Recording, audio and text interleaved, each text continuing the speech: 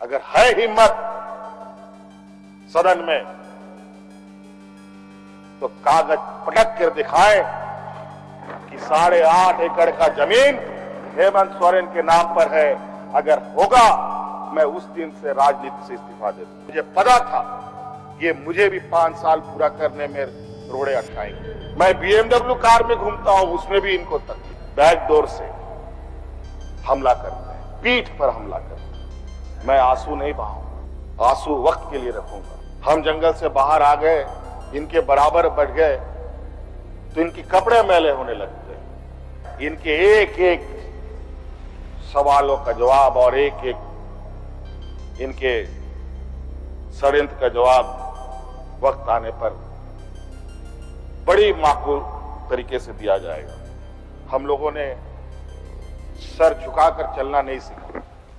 हमारी पूरी पार्टी और पूरा गठबंधन दल आदरणीय चंपा सोरेन जी को समर्थन करता है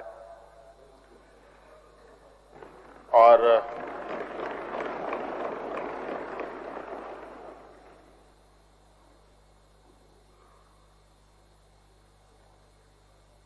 मैं कहना चाहूंगा 31 जनवरी की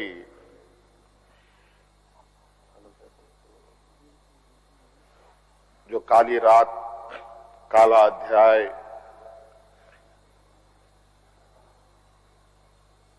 देश के लोकतंत्र में नए तरीके से जुड़ा है।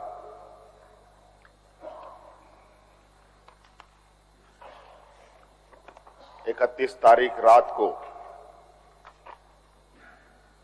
देश में पहली बार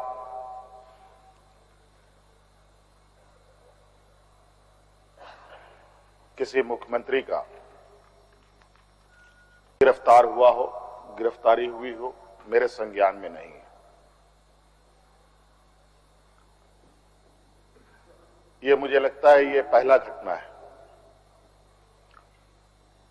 और मुझे लगता है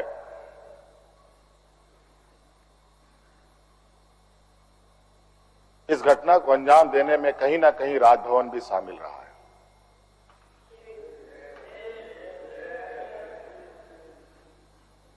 और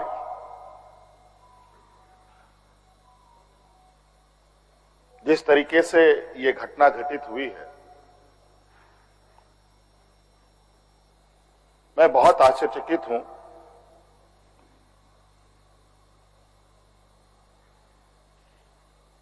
इसलिए कि मैं एक आदिवासी वर्ग से आता हूं। नियम, कायदे, कानून की जानकारी का थोड़ा अभाव रहता है। बौद्धिक क्षमताएं अभी हमारे विपक्ष के बराबर हम लोगों की नहीं है, लेकिन सही गलत की समझ तो हर इंसान भी रखता है, हर जानवर भी रखता है।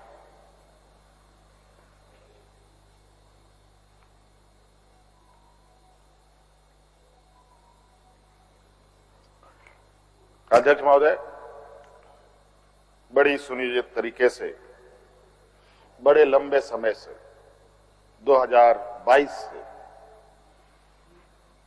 31 तारीख को दिए गए अंजाम की पटकथा लिखी जा रही थी। बड़े तरीके से उस पकवान को बहुत धीमी आंच में पकाया जा रहा था, लेकिन ये इनकी जो पकवान है ये पकने को तैयार नहीं थे। लेकिन इन प्रकार इन्होंने इस आधे अधूरे पकवान को अपने लिए परोसा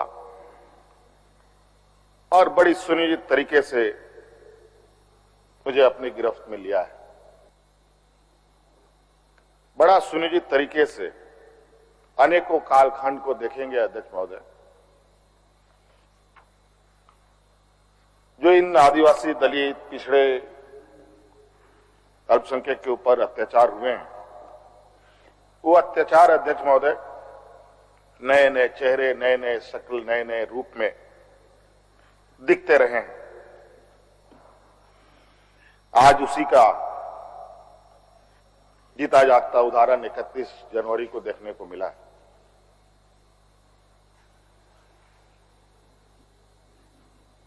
और आज कहीं ना कहीं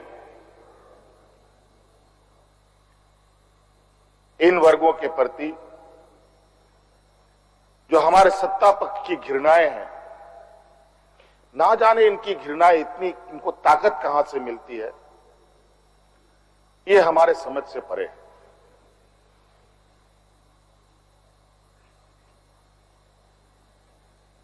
इतनी घृणा, इतना द्वेष का के प्रति है इनका आदिवासी दलितों के प्रति कि आपको इससे अंदाजा होगा कि इन्हीं के पाले हुए तंत्र ये कहते शर्माते नहीं कि जंगल में थे तो जंगल में ही इनको रहना चाहिए। हम जंगल से बाहर आ गए, इनके बराबर बढ़ गए तो इनकी कपड़े मैले होने लगते हैं। ये हमें अछूत दिखते हैं।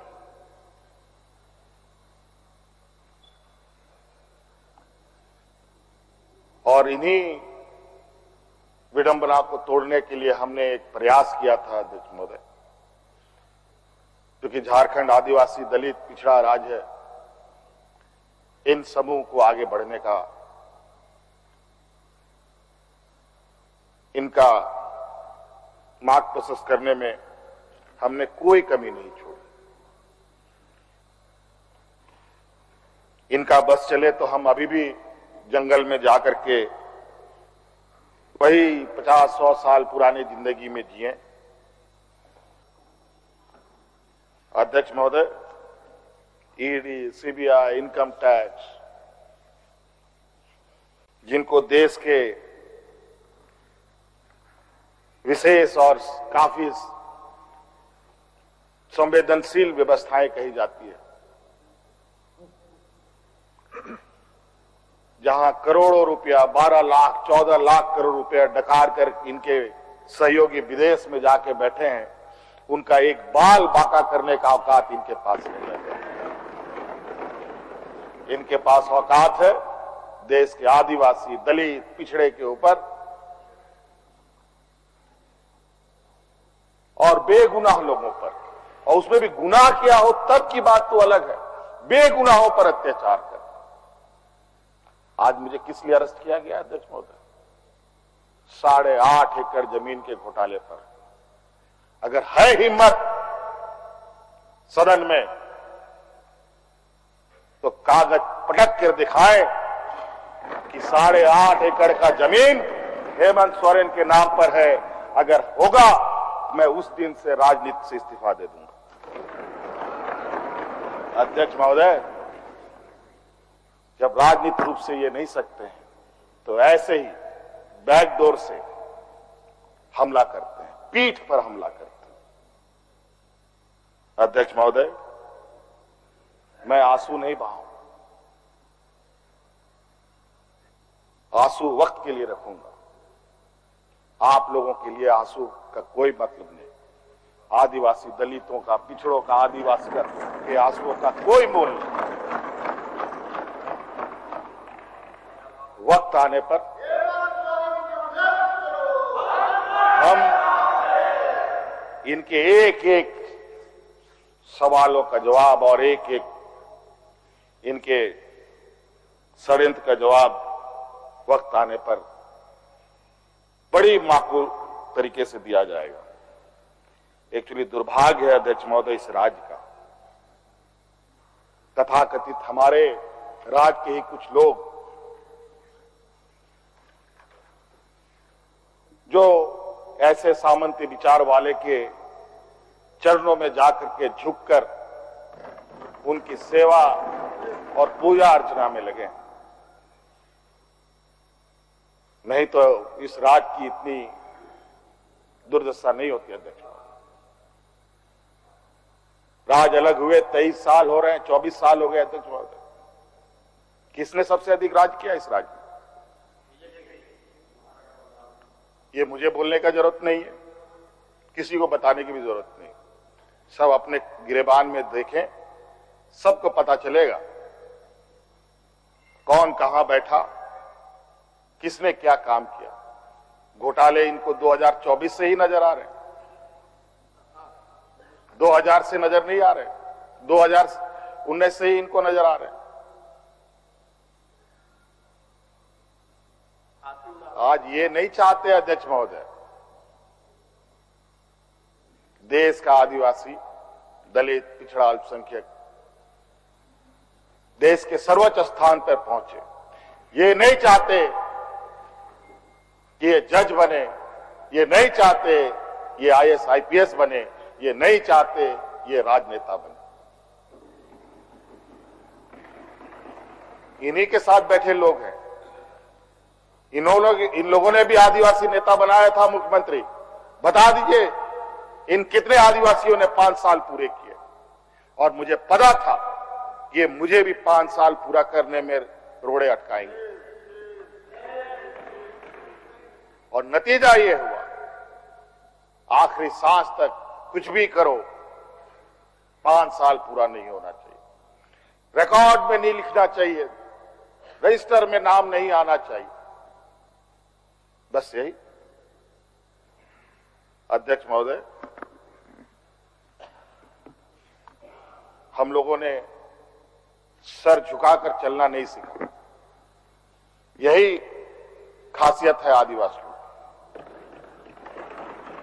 लेकिन होता है कि सरसों में ही भूत है तो सारा भूत भागेगा का, माफ कीजिएगा, सरसों में ही भूत है तो भूत भागेगा का। यहां कुछ भूत ऐसे भी हैं जिसकी वजह से ये कठिनाइयों का सामना करना पड़ता है।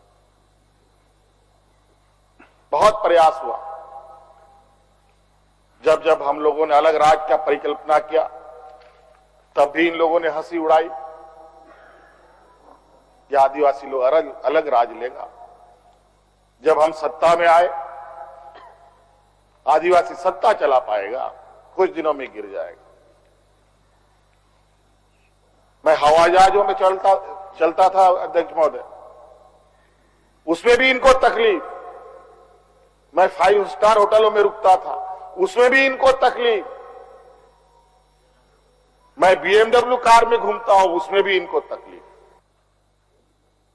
मैं तो कहता हूं, मैं फिर से कहता हूं कि आप लोग दस्तावेज लाइए सदन में, या आपने ईडी और सीबीआई को सपोर्ट कीजिए और कोर्ट में पेश करें।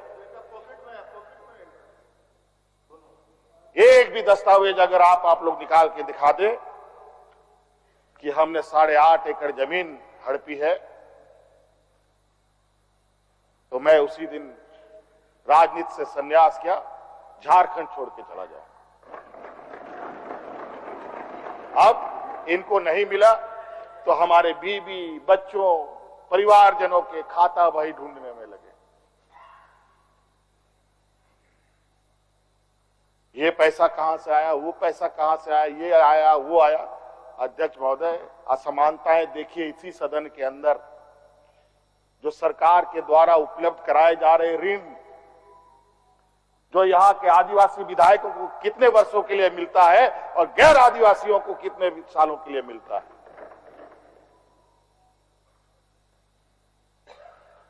इस विषय पर गंभीरता से सोचने की आवश्यकता है। देखो, ये बहुत लंबी लड़ाई है। आज जिस तरीके से बड़ा मछली छोटा मछली को खा जाता है, सामाजिक व्यवस्था में भी यही कहानी है। एक बड़ी व्यवस्था छोटी व्यवस्था को खाने का हर बरकस प्रयास करती है।